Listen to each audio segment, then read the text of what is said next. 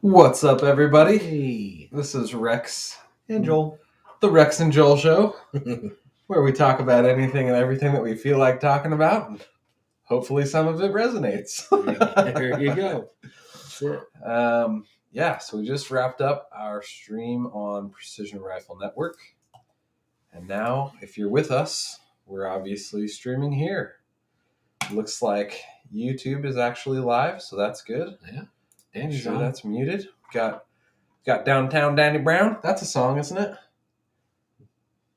Or is that just like a saying that my old boss used to say? I don't know. Maybe not. Dan Brown, is that a thing? Downtown Danny Brown? I had this old jolly... Except his name's Danny Marsh. Oh, yeah, that's true. You're thinking Nick Brown. I'm mixing them both. Mixing Danny them. Marsh and Nick Brown. Yeah. Downtown Danny Brown. Frankly, everything. Oh, man. We got Frank on with Frank's us. on. What's up, Frank? Man, we got the whole house. Half a house, full house. Full house. Okay, I'm opening all the places because sometimes Restream doesn't show me all the comments. So All right. I've got the YouTube open, and I think wasn't there a way to there's theater mode? Yeah, There you go. except the comments are still kind of small. Okay, frankly, everything's on. We got Facebook and LinkedIn. Let's see if LinkedIn is working. Oh, it's working. Nice. I'm so excited. And Excellent. then Twitch, but who cares about Twitch? The question on Twitch is I don't know, how do you get people to notice your stream on Twitch? Seems like the few Play people video that I've games? talked to is yeah, I mean, I guess a lot of it is playing video games, but there's a whole room called just chatting, but there's infinity people in there, Yeah. just chatting by themselves. Yeah. So it's how do you entice people to come? And I guess if we were really into being streamers, we'd have bright, colorful stuff everywhere and overlays on the screen and little tickers showing how many people are watching. And when they click subscribe, a little thing would go off. It'd be all exciting, but we'll just be normal dudes sitting here. We've got everybody in the house. Which tool do you use? We use, Aaron, let me know what tool you're talking about. Are you talking about streaming tool? For streaming, we use a program called Restream, which allows me to stream it to YouTube, Facebook, Twitch, LinkedIn, probably a bunch of other places if we wanted to. I just saw that TikTok has streaming. I don't know if they're in-app only or not. I know Instagram's kind of the only one I would like to stream to that I can't. Instagram's dumb, so Yeah. you have to stream from your phone on Instagram, which we did one time, but it was the phone had to be really far away for us to be able to see, and couldn't see any of the comments or anything. So yeah, it's called Restream. Is that Restream.io. Aaron Giants. Oh, that guy. Yeah. Yep. Okay. So that works pretty good. And then to get the feed from the camera into Restream, we use a program called OBS. You can also, OBS is free. You can also use, Stream? I think Streamlabs OBS is another OBS type software that is, I don't know, seems like it's more geared for streamers and has a lot of integrated streamy features and stuff like that you can use. So, I don't know. We like Restream mostly because it lets me stream to all the places at once, which is fun.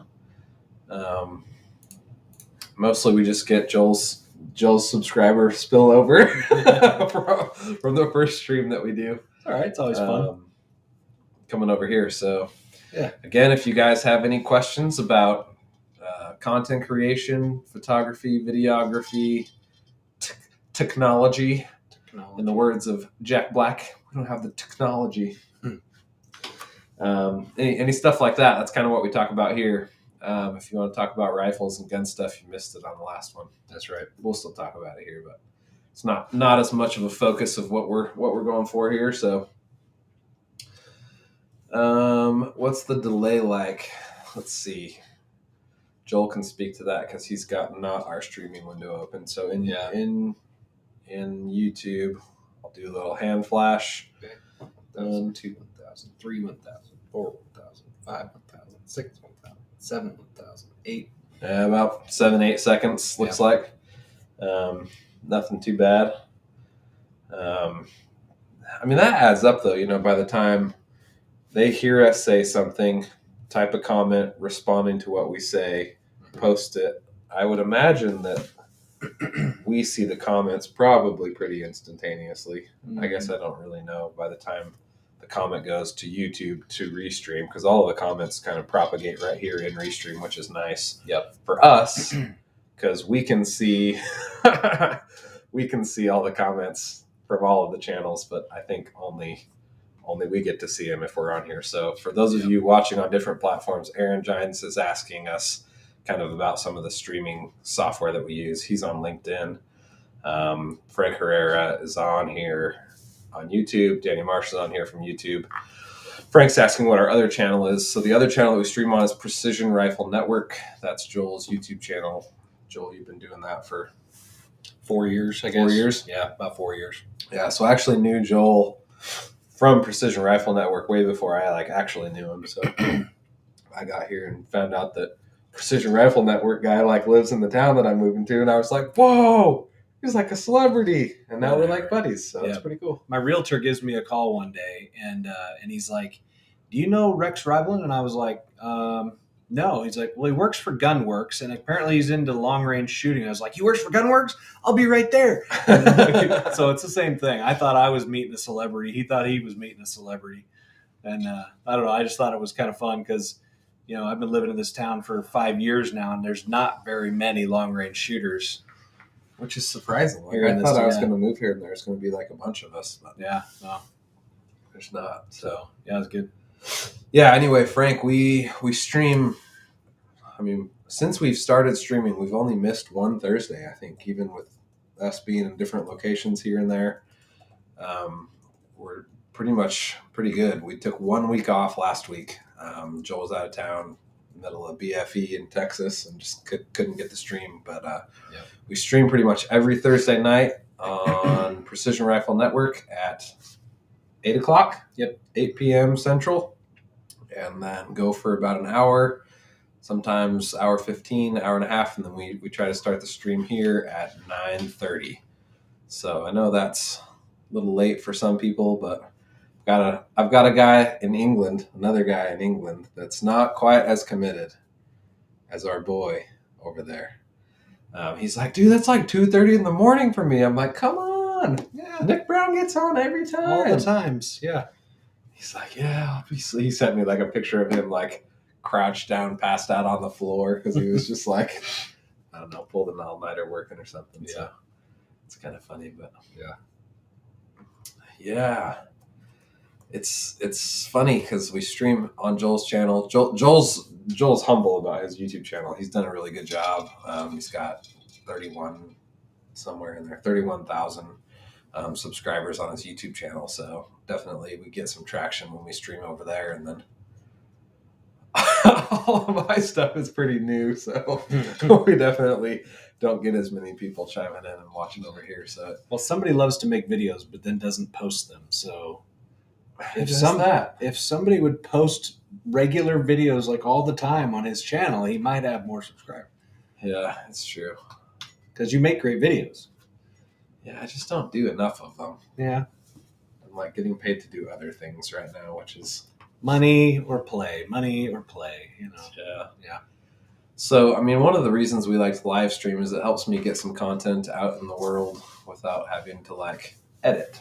My least favorite thing in the world is editing. So these live streams get us on camera and out and in front of people where we can show how expert we are in content creation. But yeah, play with money. That's the ticket that we're all trying to get to. We could all just get there. Yeah.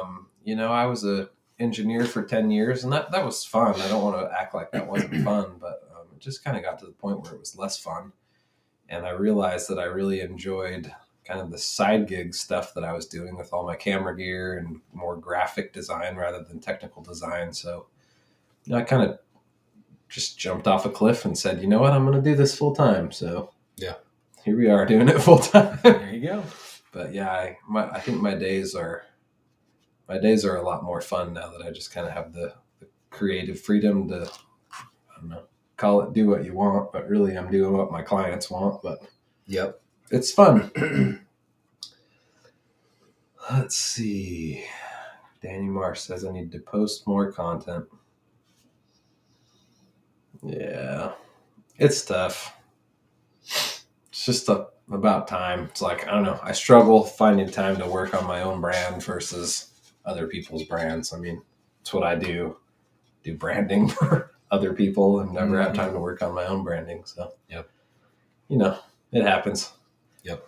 Okay, let's talk gear. What new gear are we excited about right now? You sent me a picture of something you just got. Well, I haven't got it yet, but I ordered it. Ordered it. Yep. So I am getting myself a nifty 50 millimeter prime. Yep. So I researched quite a bit. And we're talking about Sony E-mounts lenses. And I've been wanting a 50 millimeter for a while. I wanted the G Master, but of course it's like a over $2,000 lens or close to $2,000. And you can't find them anywhere. Can't find them anywhere. They just don't seem to be in stock. But a bunch of professional videographer, photographer people on the YouTubes have done side-by-side testing between the G Master and the Sigma Art series. Mm-hmm. And most of them say there's no need to pay the extra money for the G Master, that you get pretty much the same lens going with the Sigma Art series. For like a third of the price? Like a third of the price. And so I finally found one of the But you just don't have the little red G on the side. I know.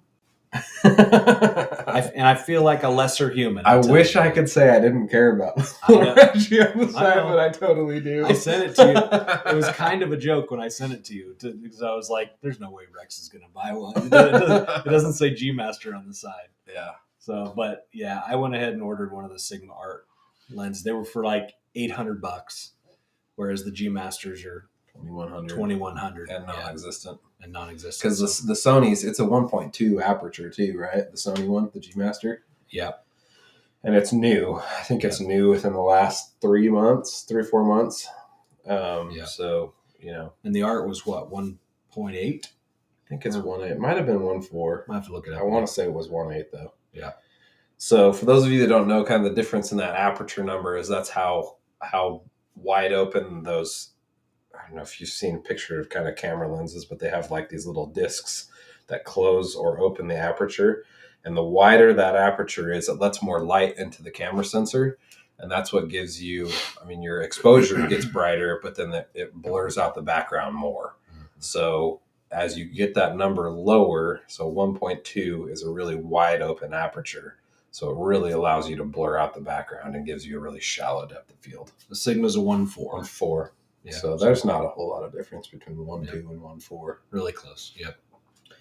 But yeah, so you get really good background blur, but at the same time you get a really shallow depth of field. So if we were shooting this video at 1.2, we're far enough away from the camera that it's not like the tip of our nose is going to be out of focus. But like if we're closer and you're doing like a portrait or something with that lens and you're really close, like you could have the eyes in focus. You could have the tip of the nose and the ears out of focus, which is generally not desirable, unless you're trying to show somebody how how pretty your eyes are or something. I don't know. So, okay. Aaron's asking for a link to the YouTube. So I'll go drop that. I think this is LinkedIn. LinkedIn's the worst. Like actually on when I have my LinkedIn open, it's like way delayed. And like the comments don't show up and all sorts of stuff. So I just sent that and refreshed. There all your comments are. Okay, I just think you got that. Need a link to the YouTube. There's the link. Okay, should be good. Yeah, if you want to switch over to YouTube, you certainly can.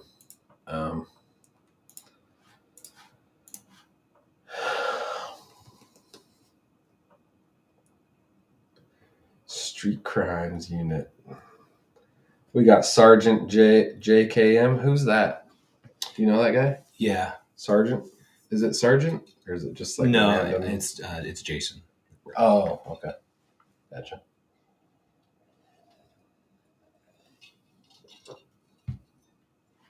Frank's asking what's your favorite type of photography to shoot. I would say you probably have to ask Joel more about the photography side. I've kind of only done photography. Well, I don't know. I did cell phone photography for a long time, growing my Max Effective Instagram page just with cell phone pictures of guns and videos of me shooting just from my iPhone. But as far as like professional photography is going, I've only had a few photography gigs as opposed to video stuff. So I've just kind of done product photography as far as that goes. And then obviously pictures of my kid a bunch. Yeah. That's about it. Give me just a second. Sorry. My son sent me a text and he's like, somebody just walked. He's like, is that you? And I was like, what? He's like, somebody just walked into the house and then left right away again. I was like, what? Did you shoot him? So give me a second. Joel's going to deal with a crisis.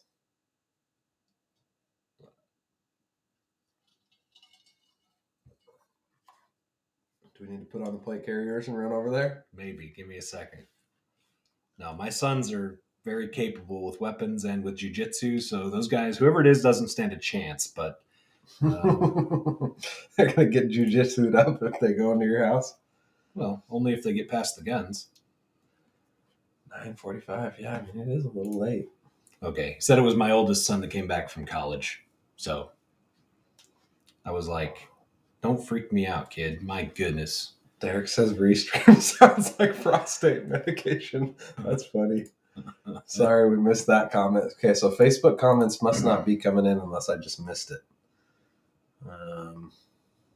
Looks like LinkedIn and YouTube are syncing with Restream, but Facebook, what do you know? Facebook's like the problem child. Go figure. Yeah. Old Mark Zuckerberg doesn't want to invest any of his trillions of dollars back into like Facebook working properly. Yep. Dude, have you ever tried to like get into the business manager of Facebook at all? No. It is the worst pile of crap. Like it never works. It's terrible. All right, so Joel got a 50, nifty 50. Yep. I got something even more exciting. Oh, what'd you get? Nothing, just this back. Oh, you got your A7S3 back? Yeah, dog. Nice. I didn't even realize that's what that was. Oh, yeah. Nice. Oh, yeah. See, this is what we were talking about with the little G on the side. Yeah. See, check out that lens. Duck our heads. Close our face. See that little shiny red G? This is a pretty lens. So this lens on this camera is a 24 millimeter prime, 1.4. It's a pretty awesome lens. So yeah, it's a great lens. For those that don't know, this camera has given me problems. Yeah, that's the nice way to say it. Issues. She's got issues. Do people name their cameras like people name their cars? Eleanor? I don't. You know, like Gone in 60 Seconds? They don't even get that much respect for me. It's just a tool. Just a tool. Do your work, and if you don't, you're gone. That's it. Yeah, but you would have sold this A7S3 by I would instantly. Like this thing. Yep. You have way more patience. This thing is dead to me. You have way more patience. Yeah, so essentially I fried a couple internal boards on this, doing some funky power stuff with Anton Bauer batteries and DTAP ports, and I don't know what happened. But anyway, fried it to where the display wouldn't come up. You have to use Facebook Business Manager on the computer. App is trash. Yeah. Yeah. I agree with that. The app's trash for sure. I don't know. Even Business Manager on the computer just kind of gives me fits. It's not easy. It's not easy. It's not like super intuitive. Yeah. And like it's like you've got notifications, and then I click them, and it's like, we're sorry, this can't load right now. And it's like, well, great. How am I supposed to reply to my people that are asking me questions? Right. It's like you've got 10 messages. Click it. This page can't be loaded. It's like awesome. I don't know. Whatever. Oh, okay. Danny Marsh asking Joel a question. Give me a sec, Danny. He's asking about Eric Cortina. Oh, yeah. He says, is he as much of a dirtbag in real life as he seems like he is? That's not what he said. I'm just kidding. Not a dirtbag, asking if he's cool. Yeah, Eric Cortina was a really cool guy. So it was kind of funny because you could tell when I first met him, when I walked in, he definitely had some preconceived notions about PRS shooters. You know, there's like this F class versus PRS type thing. Like some of the comments that he would make would be like, F class shooters don't like that you guys call your guns precision rifles because like you don't have precision. You don't rifles. shoot them precisely. And I was like, on one hand, I'll take the jab and then just listen. Yeah. And on the other hand, he's not wrong. I mean, precision is putting the exact... It's all relative, though. Compared to a deer hunter that zeroes his rifle at a pie plate, we're absolutely precision rifle shooters. Well, we're after accuracy. He's after precision. I think there's a big difference between them. He's after accuracy and precision, which we are too. I don't know. Precision is trying to get everything in the exact same spot every time. Whereas accuracy is, I can shoot a guy up here and a guy down here, and as long as it stops the threat, then that's accurate. Combat accurate. There you go. Combat accurate. That's what I'm saying. So it's like, if we hit a target on the top right and the top left, we still get points for both those hits. True. But it's not really precise. True. So I think that's where he's coming from. And so anyway, to answer your question, yeah, he was a very, very cool guy. He knows a ton of stuff. I learned a lot. I'm actually still trying to process all the things that he told me. Yeah. And I'll probably be making some changes on a couple of things, especially in my reloading process and in my rifle cleaning process. But anyway, we can talk about that on PRN maybe next time. Maybe we'll have Eric Cortina call in. That'd be fun. Well, that'd be fun. Yeah. Trying to find my own channel streaming on Twitch. They don't make it easy. It's like it says I'm streaming, but I can't find it. Yeah. Channel. There we go. Nice. Now you got it. All the comments not coming in. Man, all of the streaming channels. I would say YouTube is like the one that works the best. Go figure. Go figure. Either way, pew pew is better than no pew pew. It's true. Mm-hmm. And pew pew on a camera is better than no pew pew. So, fried this thing, sent it off once, came back, was all stoked, took it on a shoot with Joel, Camacho Coffee, and like halfway during the thing, I noticed that like the little like sound bars that normally like tell you how much sound you're getting, like they weren't moving. And like when I would turn it on and off, like it wasn't making a little like do-do-do, digga-do, digga-do, digga-do. Or like when I would record, it wouldn't make the noises. And I was like, that's kind of weird. When I came home, like looking at it, trying to figure out what's going on, turns out like anything sound related was dead. Like my sound ports were dead. Audio jack was dead. Microphone was dead. The speakers were dead. Like everything sound was dead. So I had to send it in again. Yep.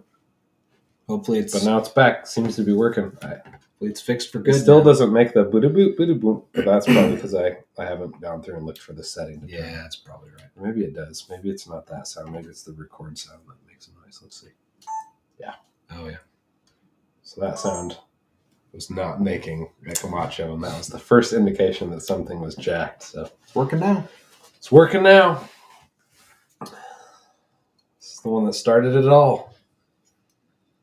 Great cameras. Dude, they keep just like coming out with new cameras, man. I'm kind of tired of it. Yep. It's just like computer gear. It's like I built that computer last year, and it's like a, top of the line Ryzen 9 3950 processor, and now there's like 5950s, and I'm just like, oh, I know. Come on. Yep. You're always good. There's like always going to be gear. Yeah, you can't ever like keep up with it, man. No. Like, and that's like one of the things I feel like I got to a point in my rifle equipment. Like I was chasing equipment forever. Just like wanting to find the perfect scope, trying out all the stuff, all the bags, this and that and everything. This rifle, that rifle, this rifle, that rifle. And now like I feel like I've just like landed on something that's like, it's like perfect. Mm-hmm. And like now when people come out with gear, I almost don't even pay attention to it. Because I'm just like, I don't care. Like I have a tool that works perfectly for what I use it for. I love the rifle. I love the scope. I love the whole setup. I just like don't even pay attention to the new stuff. Mm-hmm. So fingers crossed that like someday I get that way with camera gear. Frank says, "What's your dream camera?" Oh man. So Red just came out with a Raptor, and it's white, and I want it. This doesn't surprise me at all. I want it bad. Ari's got a white one too, don't they? I think they've got a little white squarish one. It's like a small one, yeah. Yeah, I don't know. It's just like rifles. Like you start off in the tier where Ruger precision rifles are cool, and you're like, oh, I want to like pimp out my Ruger precision rifle. And then you get into the tier of like, oh, I'm gonna get like a custom rifle, and then like that's where these are. I think they're like the custom rifle. Well, yeah, I think these are that great.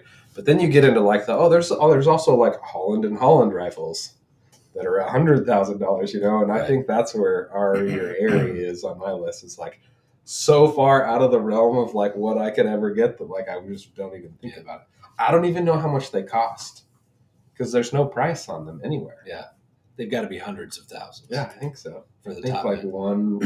I think the Ari Alexa is like $130K or something like that. Because the reds, like the red weapon or red dragon or whatever, those are all in the like 50. Aren't they? No, they're less than that. Are they 25 to 50 I range? think they're 30. Yeah, just depending on what you get with them. So the Raptor, the newest one, which is like top. So the cool thing with Red is like they're coming out with better and better technology, and the price just keeps going down. So like the Raptor that just came out, it's an 8K camera. I think I want to say it's only.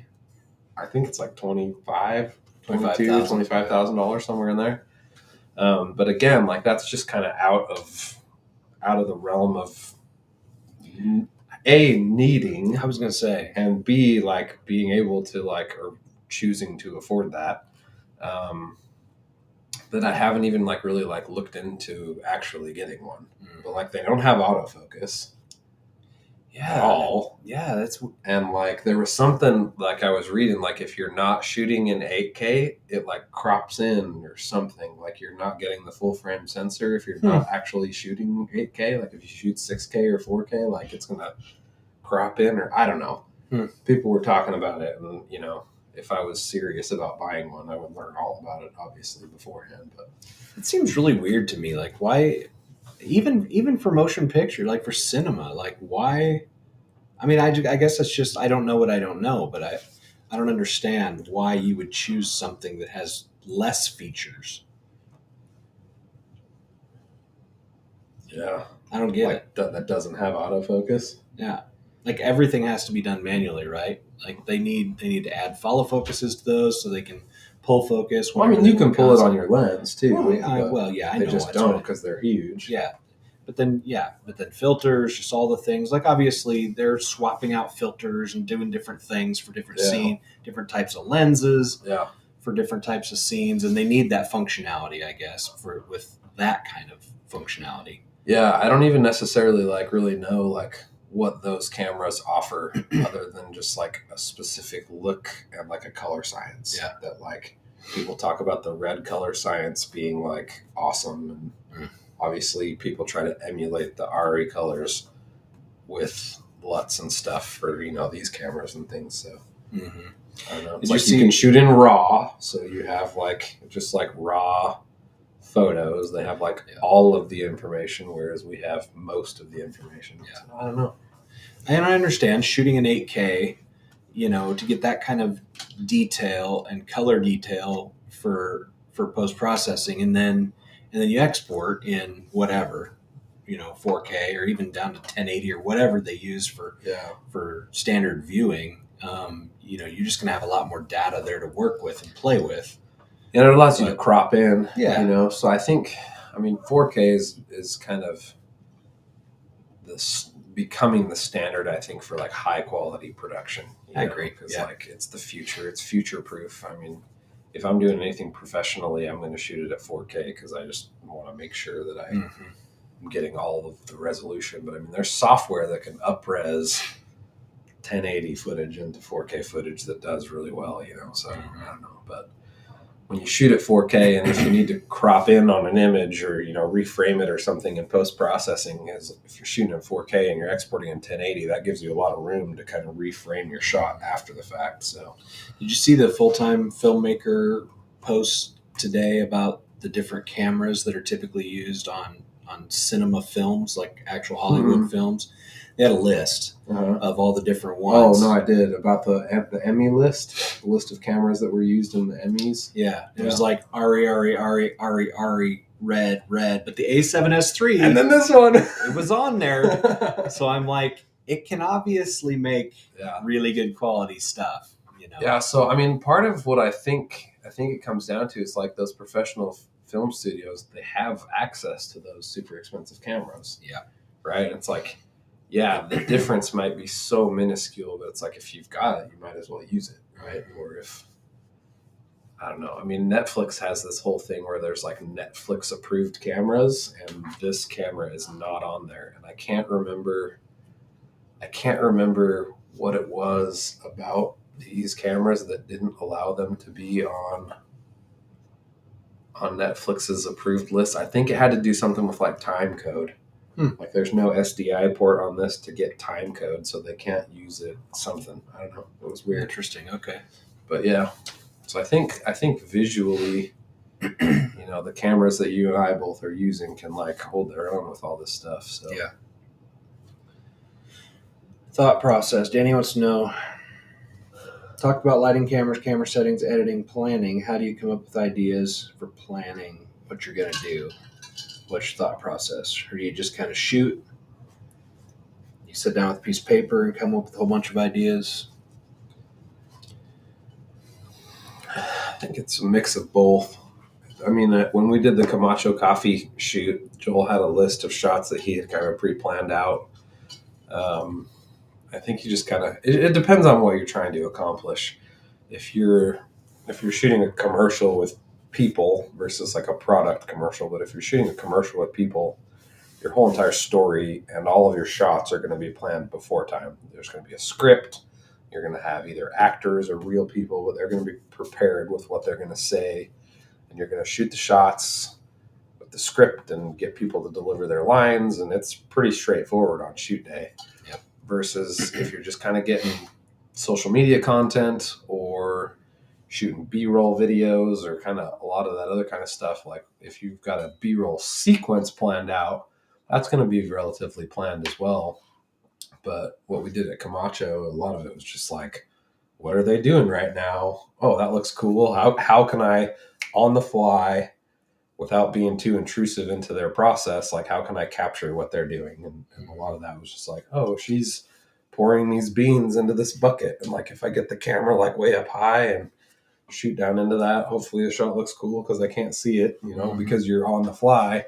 Versus if you're planning that shot ahead of time, you might have a ladder and like be up there so you can like really control what that shot looks like. So yep. I think for me, it depends on the shoot, but a lot of it just depends on the shoot. Either I'm really structured or I'm just like totally winging it. Yeah, I think being able to wing it comes with experience. Yeah. Yeah, I have learned, I mean, when it comes to like YouTube stuff, you know, stuff that I'm not doing, you know, for any real purpose, you know, I mean, I'm doing it for the YouTube audience and that matters, but I tend to focus more on getting that stuff done quickly, an acceptable amount of quality, but quickly is, I'm going to churn it out and get it done. You know, done is better than perfect kind of a thought. But the stuff that we were doing for Camacho, I wanted to, you know, go into that with some kind of a plan, you know. So I went over to Camacho and I looked around a little bit and I saw what I was going to be working with. And then I went back and then I started asking some questions in some groups of, you know, Facebook groups of professional videographers. And I just said, hey, here's what I'm doing. What kind of a shot list would you guys suggest, you know, for getting all the information so that I can go back then and have just tons of different content to, you know, put together a story, or I can put together a little 10-second, 20-second social media sting kind of clips or whatever. And so I got a bunch of comments from that. And then I just came up with a shot list that I thought, if we get at least these things, then, you know, just give us some guidance. But I didn't want to stifle the process too much either. Yeah, we were trying to be really not intrusive. Yeah. As much as you can with two guys with big cameras walking around everywhere. Right. Well, because we didn't, you know, they're working. Like we can't direct them. Yeah. You know, we can't tell them what we want them to do. And when we tried, it was kind of hard because they don't have. They're weird. not. Well, then they're not trained. They weren't ready for it. They weren't ready for it. They're not trained actors. You know. So. Yeah, one of the ways, when I did the big kind of content capturing thing that I did with Gunfighter Canyon down in Arizona, is I knew what they wanted as a result of all of the content. They wanted to be able to string together a bunch of social media videos. They wanted photos to kind of go with it and intersperse throughout their content plan. So when I went out there, I kind of shot. Everything was on the fly because I didn't know what any of it looked like before I got there. But I brought my lights and I brought my camera, and I knew that I was going to be on a range, and I knew that they had a lounge area and a shop area and all that kind of stuff. But I kind of just shot with scenes in my mind. So I would try to get, if Shauna was at the computer working, I would try to get 3 or 4 different shots and different angles and different lenses of that scene so that I could splice it together and talk about Shauna doing whatever. Or if I'm doing a scene of them shooting an old rifle, I'm going to try to get that multiple different angles so that I can splice that together in a little interesting short video for social media. So I think a lot of it just kind of depends on what you're doing, but you're always keeping your we call it shooting for the edit. So, knowing what your edit is going to look like beforehand allows you to shoot the best strategic content to be able to have the best chance of success in editing without being like, oh, we're missing a shot that we needed.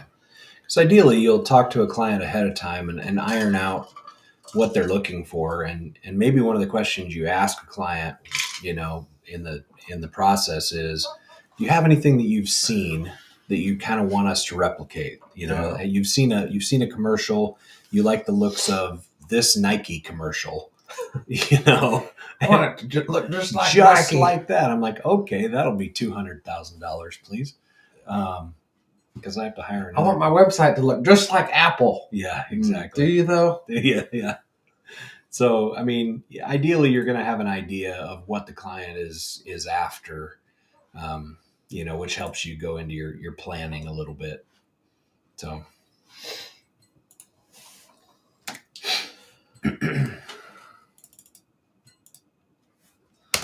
doing all my laugh emojis. The laugh emoji. Dude, that's got to be the coolest hack that I've ever learned.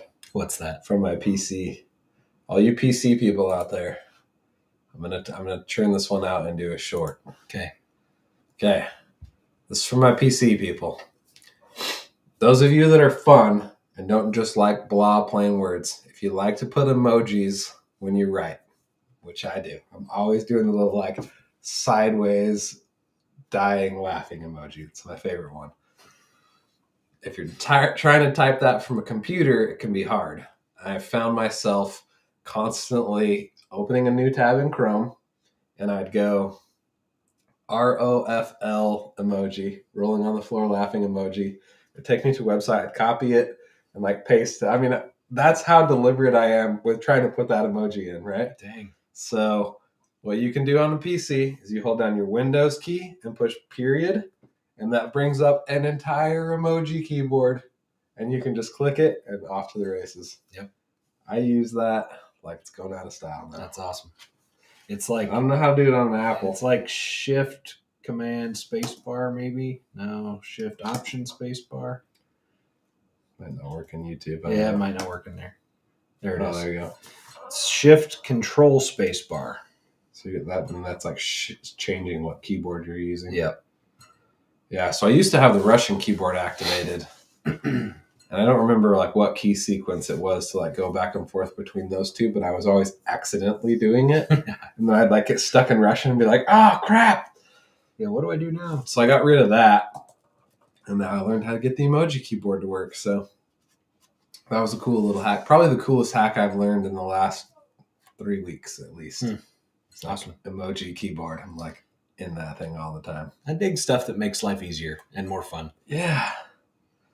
Like, yeah, I've got all sorts of little Chrome hacks that make my life nice. Did you make a group Chrome tabs together? No. Yeah, it's pretty cool. I'm not a Chrome user, but that's cool. You like to be safe with your web browsing, right? It just depends on what. There's some article from like Forbes, like legit, and it's like, this is why you need to stop using Chrome right now. Yeah. Like, whatever, I like it. Yeah. I'm a Firefox guy mostly, and if I'm looking up anything If that's he's looking up his janky stuff, no, just anything conspiracy sensitive. theories. Yeah, anything that would get me Yeah. flagged for looking at it for whatever reason, then I do like Tor. You know, I use like an Onion browser, something like that. That's Yeah. I saw a super rad video ad for a new browser called Magnet. I don't know. I don't remember what it's called. Apparently wasn't good enough to make me remember what the name of it was, but it was a really cool video ad. I actually found this guy. He has like on his website, I think I'm going to probably start doing it too on my website, but he has this whole section, a page of his website where he just curates like really baller content, whether it's a really cool ad or it's just something that's really cool. Like, and I curate that for myself. yeah. But it's like, yeah, might as well just like share that with other people and help them out, kind of get like inspiration and stuff. But yep, I like that. It's like a really cool page, and I was like, whoa, this has got some pretty awesome value. Yeah. The more and more I get into like film production and content creation, it's just like my eyes get open to like this whole world of creative agencies and stuff that are working with enormous budgets that do some really cool stuff. Yeah. So one of the things I'm constantly thinking about is like, how can I do this for my client or get close to this, on, not a $200,000 per video budget, like how can I do a $10,000 video that gets close to a $100,000 video or a $5,000 video, that gets close to a $50,000 video or whatever, so, certainly one of the things I focus on is like getting inspired by those really expensive videos and then looking at the shots and being like, well, I could do that. I could do that. I could do that. Okay. I can make that whole thing. It might not look as crisp because I don't have the Arri Alexa $150,000 camera, but and all the lenses and $20,000 Zeiss primes and whatever, we'll get pretty dang close, right? PDC. Yeah, I think that's a thing people say. PDC, I don't say enough, apparently. Yeah. All the value has been given. Yeah, Frank, you better love that little. That's right. Yeah, so grouping together Chrome tabs is pretty cool. So like, you just shift. So you hold down shift and like click the next one, and it'll select all of them in between. Right click and say, I can't read it because I'm too far away. Add tabs to group, and then you can like minimize the group. Look, they all have So one of the things that I run into a lot. Oh no. What'd you do? I think it's good. One of the things I run into a lot is distractions, right? I like have 100 tabs open, and I've got my personal email and my business email and my other business email. So that gets distracted. So I'll group those together and like squish them all together. So like I don't see notifications. So like that goes away. And then I'll have like all of my branding tabs open. So Facebook, Instagram, LinkedIn, YouTube, Twitch, Twitter, blah, blah, blah, blah, blah. Like all of those. And I'll like group those and squish them. Yeah. So then when I'm working, it's like I can use Chrome still to like, look up stuff or pull assets or whatever while I'm working. But then I'm not getting constantly distracted by the little parentheses 5 on my LinkedIn and be like, oh, somebody's commenting on my post, and then a half hour later I'm like, what was I working on again? So grouping tabs, pretty epic. There you go. Let's see what other. I would guess I never have more than 3 tabs open at any one time. Oh man, really? Wish I could be like that. I'm also the guy that at the end of the day I go through and clear out all my emails so that I don't have the dumb little red notification thing. I clear out all my texts, so any unused. He deletes his text messages from the day. Everything. He actually deletes them. I gotta have it cleaned up. Like it just doesn't. Clutter really bothers me. Yeah. which is funny because if you go to my man Joel's cave, always it's like always cluttered. Joel's always like, hey, what did we say we were gonna? And I'm like, dude, it's like 3 texts up there. You can't see that. I'm like, oh, you delete them every night. Usually, It makes sense now. I see where I stand. I do. Well, I mean, you're not on the same level as my wife. So, you know, that shouldn't surprise you. Yeah, It shouldn't offend you. I mean, it does. Wow. Huh. Just it doesn't. I know. So, are you familiar with this? Is a thing that I found recently, and maybe you already knew about it, but it's called Milanote or Milanote. Nope. You should look up Milanote. It is a service that MIL. Yep, MILA note. I believe it's just .com. .com. When I see it, yes. Milanote. So this allows you to creatively storyboard different things. Mm-hmm. So you can't tell from that picture right there, but when you get into the app, like when you get into the website, there's stuff that is specifically for videographers. Mm-hmm. And it's got little pages where you can add, you know, for camera, different cameras and gear, different actors. You can put notes in, you can storyboard, you can do all kinds of stuff in it. It's actually a really neat system. Free? Yeah, I believe it's free. I don't think I paid for it. I mean, it says sign up for free, but they all, I mean, Yeah, no SaaS company is actually free. right. I'll sign up. It's pretty neat. I think you'll like it. Alan. I was like, which Stoke email should I put in here? Right. Rex at with Stoke. That's the shortest one. Choose password. Google suggested password.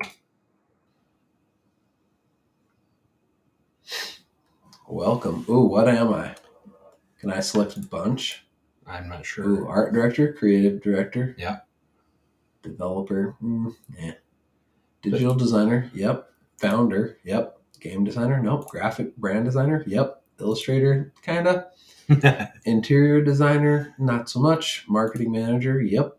My goodness. Motion designer. Sure. Photographer. Yep. Product manager. Nah. Student. Always, but not going to click it. TV, film, theater. Probably not. Writer. Not so much. Okay. I'm going to have to play with that. Yeah, play with it a little bit. And here's the app. See, like, so. Ooh, they got an app.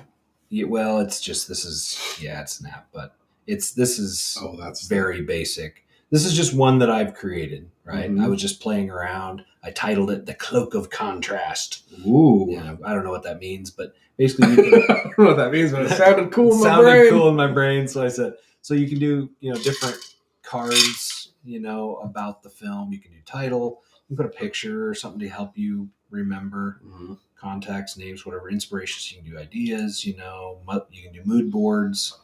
You can just do all kinds of stuff in there to help you. It's almost similar to Trello, but it's just kind of like pre-built out depending on what you're doing. Yeah, it is kind of like Trello, but yeah, it's built out for filming, so it's kind of neat. Date, time, location, call sheet, shot lists, gear. You can do all kinds of stuff. That's cool. Yeah, it's really pretty neat. It's clean and. How did you find out about that? I like it. I was watching a YouTube video on.